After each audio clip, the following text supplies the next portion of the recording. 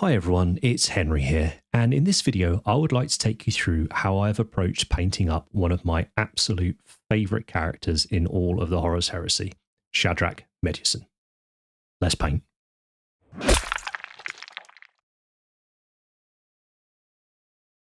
So Games Workshop sent me through the new miniature. They've produced, it's from Forge World, so it's in resin, and it took a little bit of cleaning up and build prep to do.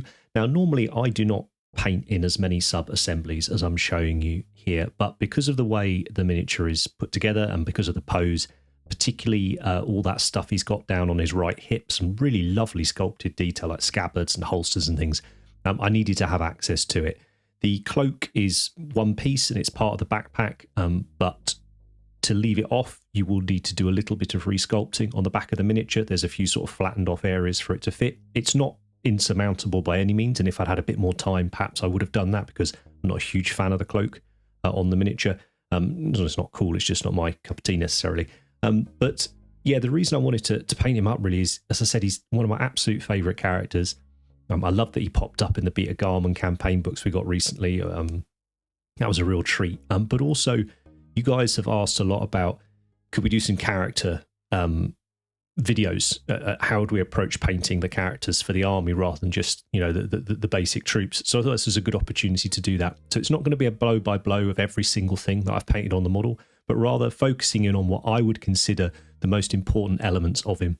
So when I character paint for an army, I generally like to paint them the same way as the rest of the troops. I might just take a little bit more care on certain areas of the miniature. So that's the plan with this. If you want to see other bits that aren't in this video, I guarantee they'll be covered in the Heresy playlist. I mean, I've done 2 or 3 different schemes for Iron Hand, so you'll find them in there.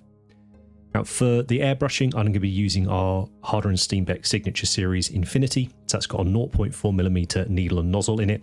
And generally, I'm going to be spraying at 20 to 25 psi, and I'll be thinning my paint accordingly. So take that number as a guideline, and you'll need to adjust given whatever situation that you are painting in. So first up, let's talk about the armour. As I said, I have done 2 previous Iron Hands videos, one of them using the original Forge World scheme from ages and ages ago that the team came up with there, using Tamiya clears and stuff. But I thought this was a great opportunity just to revisit that and see, is there a way of improving, it's probably the wrong word, but is there a way of making a more satisfying method for me, really? And that's what I've gone with. And a lot of this project is all about using various things I've learned over the last sort of 6 months or so of painting, you know, this year, particularly all the Heresy stuff, and just putting them into practice, you know, on a miniature that matters a little more than just a normal tactical marine. So to base coat the armour, I'm going to use 2 golds. I'm going to use a very dark gold and a very, very light gold, very pale light gold here. So I'm using Decayed Metal, and here I'm using Vallejo Metal Colour Series gold. If you don't have these exact paints, you don't need them. It's giving you this slightly burnt kind of metal for us to begin our paint job from. I really liked the idea that the Iron Hands armour is not black. It is, you know, smelted metal. You know, it looks black under certain lights, but under others, you know, you can see all these lovely nuances of different colours and stuff, as if it's, as I say, sort of heat-treated, smelted metal, whatever you want to call it. Now, for instance, here is an extra sage I would do on a character miniature that I wouldn't necessarily do on a line troop. I'm going to go around and do a bunch of edge highlighting, and I'm doing this before I add the colours over the top of this. This is still very much the pre-shade stage. So going in here with a colour called light bronze from Pro Acryl, and the reason I've chosen it is just because it's fairly thick and easy to use and very, very light, whereas the Metal Colour Series Gold isn't much use with the brush to do this with. And for all intents and purposes, it makes no difference which paint it is colour-wise. They're so close to each other, and they're going to be covered by so many other paints. It just needed to be sort of, you know, nice and opaque to go on the edge highlights. So to start off with, we're going to introduce some purple into the scheme, and for this I've chosen to use Shyish Purple. This is a contrast paint. I've chosen to use contrast paints for this because I love how powerful they are. I love how we can dilute them down to change how powerful that colour is. We can play around with the translucency, which is great, and we can see the work that we've put in underneath these layers of colour that we're adding on. Now, I've thinned this about 2 or 3 drops of normal airbrush thinner for every drop of contrast. So it's quite heavily thinned, it's quite diluted. And you may not even notice the first time that you spray it on the miniature. That's okay, just trust yourself. As it dries, it gets darker anyway. But also we're going to work our way around the model, slowly building it up. I don't want to cover the whole miniature in this purple. If anything, maybe I'm aiming in the shadows a little more than the areas of highlight, but it's not essential. I'm just doing blotches, essentially, of this purple. So I'm going to go back over here a second time, and that's going to make the colour more intense in certain areas. And yeah, it's the reason I've picked contrast is because with the original Forge World scheme, we used to use Tamiya clears, which are amazing paints and a lovely effect, and they give you this wonderful candy sort of depth to a scheme. But then you would hit it with a matte varnish at the end, which would kind of kill nearly all of that. And I didn't really understand why that process was there when we could use paints that we have now. Admittedly, we didn't have these back then, but we could use these paints, which give us that finish immediately without having to put a layer of varnish away over the top. And for whatever reason, a lot of people seem a little reticent to use Tamiya clears and things like that. So the more approachable this scheme is, I think, the better for me, because I want to see lots of lovely painted armies. So here we're going to use a green now. So this is Dark Angel's Green. So again, another contrast paint, thinned a similar amount and therefore diluted a similar amount.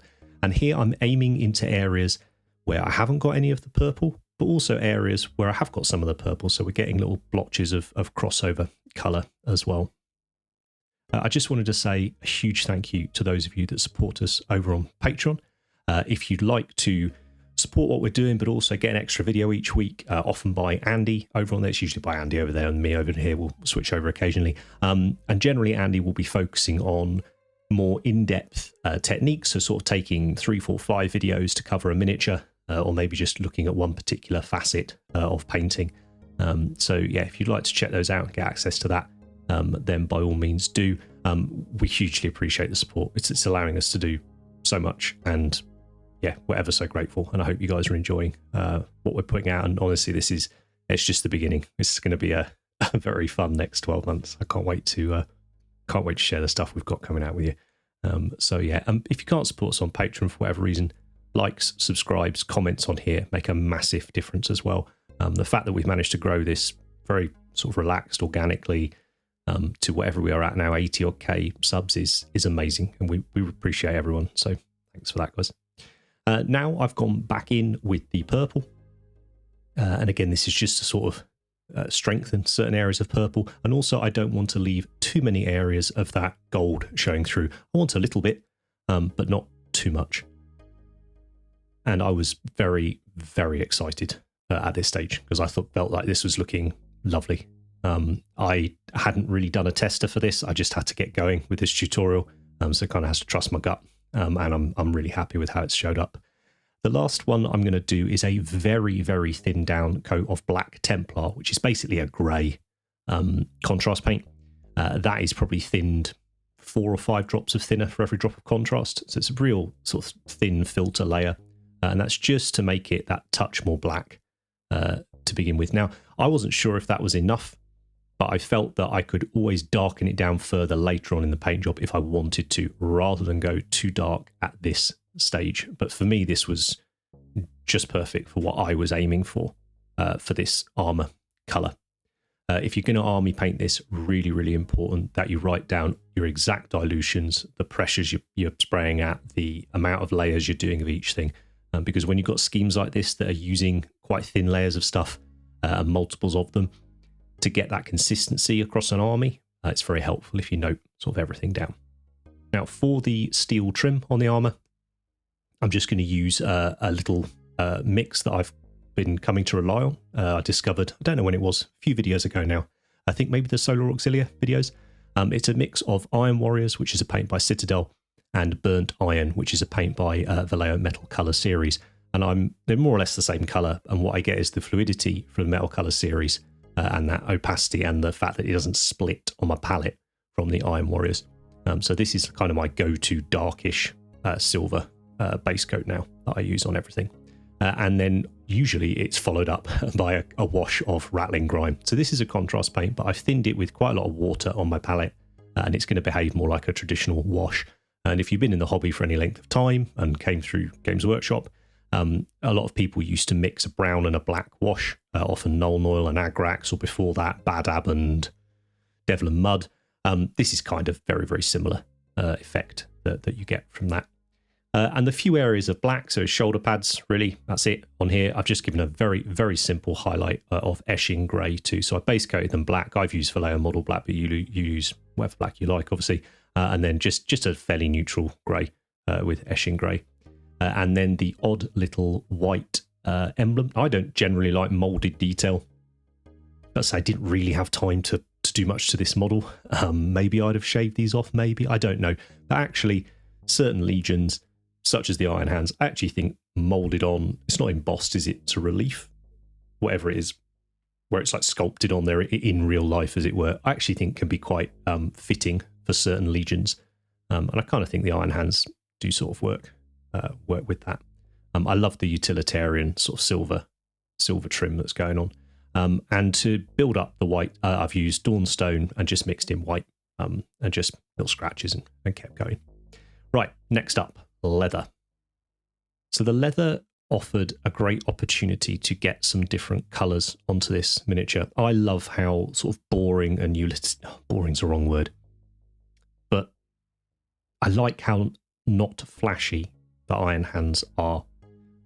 There's so much colour in that armour already, even though it's black. I didn't want to add tons of different colours onto the miniature, but it's always nice to get some in. And the leather offered a really good opportunity for that. Just very small areas of the miniature, we could get some different colours in there. Mainly browns and reds in this case. So some browns on the scabbards and holsters and whatnot, and then red on his, is it called a turges? There's a little skirt thing. So for the scabbard, lovely sculpt bit of the model. This really enjoyed painting it. I decided to use the leather recipe that I came up with when I did the Votan miniature the other week. So that was just a little one session paint job, but it ended up resulting in a completely new recipe for me, which I really liked at the time. I thought, okay, let's see if I can execute that a little bit better next time and see if it's worthwhile doing. So it's a base coat of Rhinox Hide, a few thin coats of that, lots of little scratches for texture, and then I slowly add in Steel Legion Drab to that mix and just keep building it up with more and more scratches on these little areas. And just like I mentioned before with the armour when we were doing it, I will do a couple of additional steps of refinement because this is a character model. So I'm building up those scratches. As I say, I'm adding more and more Steel Legion in. This was a line trooper. I might just do Rhinox Hide, 50-50 Steel Legion, done. I've done about 2 extra steps and 2 extra mixes within that. And then I'm going in here at the end with the pure Steel Legion, just really making sure everything's really nicely defined, and that colour is quite strong. So again, more scratches at the top, and then if for any reason I feel like I've brought those scratches too far down, I will go back in and I will glaze it down with a little mix of the Rhinox Hide and black, just so that the whole of the scabbard, we've got a nice transition going down the length of it. And again, we're picking out all of those details, making sure nothing's muddy in there, nothing's messy, everything's very, very deliberate. And I say that's my main difference really with character painting. I'm being brutally honest with you. If I was painting a character model for my army, I wouldn't film it.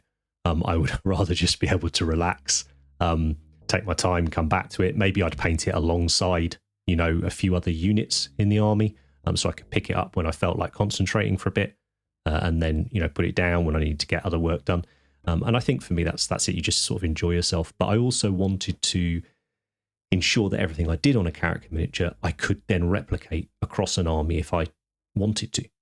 So I don't really want to use too many mixes and sort of unique things and stuff on that. Another way to get a bit of colour in, the leather straps, I've decided to do a different brown. So this one is Thondir Brown and then Dubai Brown as the highlight. Again, same idea. Darker, build up to the lighter. But already a lovely sort of 2 colours in addition. Now, the red skirt thing, belt thing, it's in the artwork and it is obviously a real flasher colour. So I went through my boxes of paint and both of these sets here are a red and then red leather, names like that. I thought, okay, great. That's probably a good place to start. So I base coated it here using Hull Red, one of my absolute favourite colours. And as I was getting it on there, I was like, oh my goodness, this is perfect. I love this colour. It looks so good next to the armour. You know, I'm hugely motivated at this point to do it. And then I started adding the highlight with red leather. And the problem was there was not a big enough jump in value, so light and dark, between these two colours. And it just was not looking like leather. And I had to think, okay, why? Okay, so it's the jump in value is not strong enough. How can I do this? How can I make this still look red? So on my palette, I had black, I had Rhinox Hide, and I had the Hull Red. So I just sort of mixed them all together to make a dark colour, and I base coated it using that. And then I began my first highlights with the Hull Red. So lots and lots of little scratches. So even though this wasn't my base coat, this should still be a fairly dominant colour on the miniature. And as you can see already, I hope anyway, that the difference is night and day, because straight away we have a really big jump between that base coat and this first highlight. And then I started, then I used the red leather again over the top, and I was like, okay, that's good. That's a nice jump. It's looking right here, but it was starting to drift too far away from red. That sort of nice, almost cherry red colour. Oxblood was kind of the look I was going for. I looked at an old pair of boots of mine. I was like, oh yeah, I want to try and get that vibe. So I dug in my bag of reds and found Wazdaka Red, which is a fairly desaturated, sort of a grey red. I thought, oh, this could work, because I didn't want a nice bright like pillar box red, to use for it. That wasn't the colour I wanted with this. So I used a little Wazdaka, and I was like, oh, brilliant, it's perfect. It's not too pink, but equally it's not too vibrant of a red. For me, the Hull Red was still kind of that main colour that I was seeing, and this was just bringing the best out of that colour. So here again is a brand new recipe for me. I'm chuffed to bits to have found it. Most of my recipes are very few stages. I just find that's more efficient for army painting. But I now know that if I ever want to paint red leather on something again, this is what I will try out first. And I put this shot in here just because I particularly liked how it looked sort of at arm's length. It's always a risk, right? You paint under painting lamps, or I'm filming it and you're looking at it so close. That's not what it's going to look like on the table. But I really liked how clear and defined it was looking. And for swords, recently I'm just enjoying painting them fairly plain silvers rather than different coloured power weapons. And again, I felt that fit the vibe of the Legion in this case. But also it was an opportunity to show how I've done the few elements of gold on the miniature. So again, I tried to put lots of different metals on the model, very small amounts of them. But again, it was just a nice way of introducing sort of other colours on the miniature.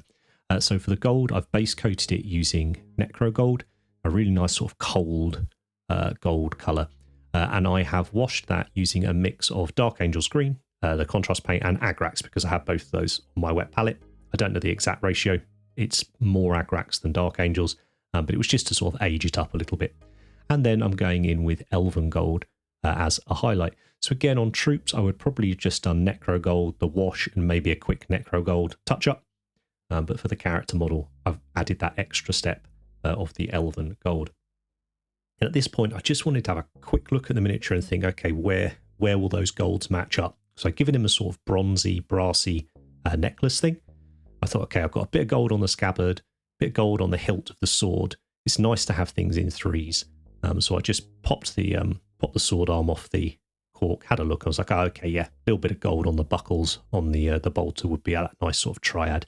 Also, I've attached these, all the bits of the miniature I've attached to the pins just via blobs of blue tack. Someone asked about that recently, and that's so that I can pull them off easily without damaging the paintwork or anything. Now the sword, I did this recently on the Sanguinary Guard, and I said I'll go and watch our Power Sword video to see how we do it. I've just used metallics rather than blues, which you used in that video. So I spent I think it was about 12 minutes it took me to do the sword, filmed it all, really happy with it, and had not pressed record. So unfortunately, I'm going to have to direct you back to the Power Sword video in the top corner to see how I did it. But I just did it using the gunmetal colour that I've done all the trim in, and then I used a bright steel colour, and then I mixed in black for the dark bit, and just followed the exact technique that we do on the Power Swords video.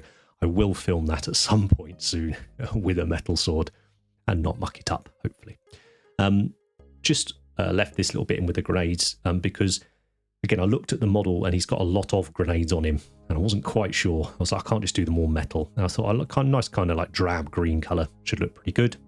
Did a bit of that, and then again, just went in with a little bit of black and the green mixed together to kind of panel line it, or black line it, whatever you want to call it, just to add that extra level of definition and crispness because he was a character miniature. Now the cloak, this caused me a little bit of consternation. As I mentioned at the top of the video, I wasn't mad on this cloak. I don't know, just not my cup of tea, really. I've got such a strong vision in my head of what Shadrak looks like. I just didn't picture this. I was really lost about what colour to do it. I was like, oh, shall I maybe do a cream colour? I thought that'd be nice. I didn't want to do it red, like on the box art, because again, I just felt I wanted to keep him really boring colour-wise at an initial glance, right? I didn't want anything, one element really jumping out necessarily, or dominating, I should say. Jumping out's fine, but not dominating. So the little bit of red on the skirt I felt was fine, but red on the cloak as well, I was like, oh, I don't know. And in the end, I was like, well, do you know what? If you don't know what to do, my two go-tos as like a complementary kind of colour on something, a secondary, is to go black or white. And I just thought, okay, nice and simple. We'll do a black cloak on here. So sprayed it black. I've used Eshin Grey as the first highlight. And you can see as the light was bouncing off that black, just that black base coat, you can kind of see where the highlights will go. So I'm just using my airbrush here to put those highlights in. And now I go in with Dawnstone, so a lighter grey, to reinforce those. And it's not as simple as the folds are dark and the upward bits are lighter. It's just trying to think, okay, if the light's coming from this direction, where will it hit? And it'll hit these. If this was a one-off display miniature, would I go in with my brush and do more like that? Yes, probably. But again, this is still army painting. Yes, it's character painting, but it's still army painting. And for me, I always feel like letting the sculpts do a lot of the work for me. I just gave it a couple of glazes of Druchii Violet here, just to give it that little something different. And I thought it might be nice to pick up a little bit of that purple from the armour. And actually, particularly in the hand, it was really effective. I wanted to add a little bit more life to the cloak. So I'm spraying on some sort of dust here. Now, this is khaki drab, and this is one of the colours I use on the base. I will link the base Solar Auxilia. I think I did the basing. I've used exactly the same scheme. And here you can see I'm using a really thinned, heavily thinned Amix, probably 7 or 8 drops of thinner to paint, just to sort of dust up the bottom of the cloak. And then I've got it on my brush here and I'm just flicking it on as well. When I came to do the oils later on the rest of the model, I flicked a little bit of oil on there as well, just to help give it a bit of dirt and grime. And the gold trim did just the same way as the gold on the sword. So the last main focal point is the face, and it's quite an interesting sculpt. Doesn't look tons like that bit of artwork we've had from the novel, but it's certainly, you know, a cool face, and because it's not helmeted, it's going to be a real focal point on the miniature. And again, recently I had come up with what I think was a very efficient face recipe, and I thought, well, I'll just tweak that for this and we'll be good to go. So to begin with, over the black base coat or black primer, I've given it a really strong zenithal highlight using Tamiya flat white. Use whatever white you like. So really, we're just leaving black in the shadows. And because he's pretty knackered, you know, he's had a tough time, old Shadows, during all this, I wanted to just grey up his skin a little bit. So I've done a 50-50 mix here of Cadian Fleshtone and Rakarth Flesh. That's going to go all over. So that Rakarth Flesh has just sort of made it like a little bit more pale, took the colour out of him a little bit. And then from the opposite direction, as it were, as if you were doing a zenithal, so you can just turn him the other way up, I'm spraying on Bugman's Glow. So this is to, again, introduce a little bit of that red into the flesh. Nice and subtle. I don't use a brush to apply any of this. It's just quicker, I think, to use the airbrush. By all means, use your hairy brush if you want to. Like it just might take you a little bit longer. And then I'm going in and mixing the Bugman's Glow with Larmian Medium, and just going in and reinforcing all those areas of shadow onto the miniature. And I'm trying to be as careful as possible at all times because I don't want to have to go back in and reapply any of the highlights. ideally, right, just to be as efficient as possible. Once I was happy with that, I would then use African Shadow, mix that with some Larmian, and further darken the deeper recesses of the eye sockets, the mouth, under the nose, that sort of thing. It takes, I don't know, 5-10 minutes, if that, and it comes together very, very quickly. For his hair, I wanted to make it look fairly natural, so I just used the various browns and skin tones and blacks that I had on my palette, and just sort of mixed those on his hair as I was doing it, just so there was a little bit of variety in it on there. Got to be honest, it's kind of a dorky haircut, but I guess he's kind of a dorky dude, a bit old, Shadrak Smyth. And then for the eye, very simply, I use a dot of ivory there. I don't use pure white. I like to use ivory when I'm doing the whites of the eyes, and then just black for the pupil. The best tips I can give with this really is just get comfortable. You can see here I had touched the brush to where I wanted the pupil and the paint wasn't coming off. So rather than persevere and push on and try to force that paint to come off the brush, which wouldn't work and you'll end up with a big splodge, take a second, reapply it, get the consistency right, so that just as you touch the end of that brush to the model, the paint's going to come off the tip of the brush and go where you want it. So basically you're having to touch it for a fraction of a second and you're done. It's just about getting that consistency right for that stage. And I've tried to leave a little bit of white around the top there, so he looks like he's looking down the barrel of the gun. And there we have him. I say those are the key areas I wanted to focus on for the miniature. The rest of him I've painted very, very similar to how I've done the other Iron Hands in the other videos, or a lot of the Marines in the other videos. So I didn't necessarily think I needed to include the brown oil stage and the other bits and bobs like that. Otherwise, this video ends up being really, really long, and I don't want to repeat myself every single time I'm doing certain things. I'm not sure that's the best way to produce the content.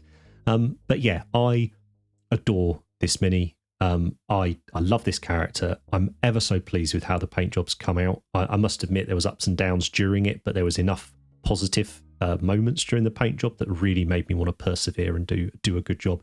This is one of the few minis that I paint when I'm doing the YouTube videos that I'm like, ooh, I'd really fancy having another go at this and just taking a little bit more time.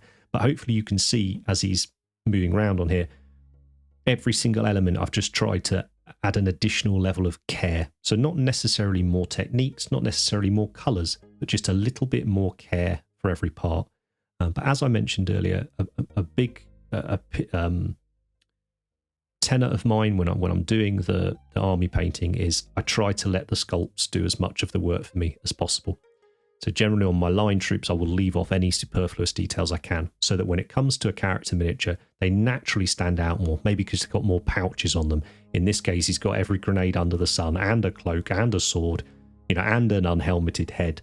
All these things, which are still painted to more or less the same level as everything else in my army, but they don't appear that frequently in the rest of the army, so therefore they do stand out.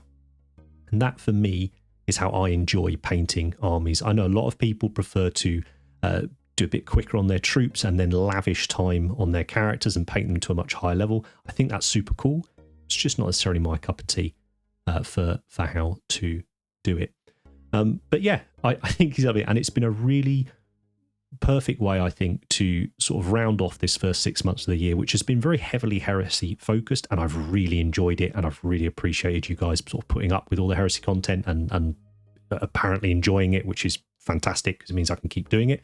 But this, as I say, was a great opportunity to just put into practice all these little bits and bobs that I may have learned over that 6 months onto one miniature, take a bit more time on him, and just sort of, again, write them all down, catalogue it, there for future use. I think the next few weeks are going to be a lot more fantasy focused, given things like the launch of Age of Sigmar and stuff coming up, and some other fantasy things we've got coming later in the summer that we're looking forward to as well. So as usual, if you've got any questions about anything I've done in the video, please pop them down in the comments and I will get back to you as soon as I can. Thanks ever so much for all your support. Take care, and I'll see you next time. If you've liked any of the models in this video and you fancy having an army of them yourself, but perhaps you don't have the time or wherewithal to get it done, consider dropping us an email at commissions@cultofpaint.com and maybe Ben can sort you out.